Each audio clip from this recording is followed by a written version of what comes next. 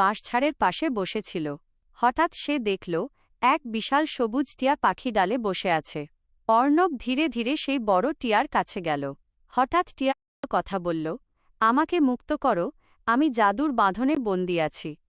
অর্ণব ভয় চমকে উঠল, কিন্তু বাঁশঝাড়ের ছায়া, পুকুরের ঝিলিক আর সেই বিশাল টিয়ার চোখ দেখে তার সাহস ফিরে এল।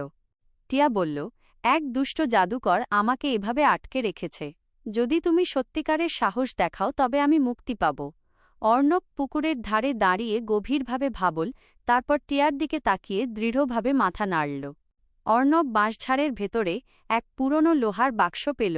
বাক্সটা ভাঙতেই আকাশে হঠাৎ মেঘ জমে বজ্রপাত হল। চারদিক কাঁপতে লাগল, পুকুরের পানি ঢেউ তুলল। টিয়া ঝলমল আলোয় ভরে উঠল, ডানা কাঁপতে লাগল। হঠাৎ টিয়া পাখি সোনালি আলো ছড়িয়ে রাজপুত্রে পরিণত হল। সে কৃতজ্ঞ হয়ে বলল, অর্ণব, তুমি আমার জীবন বাঁচিয়েছ। আমি এই গ্রামকে রক্ষা করব।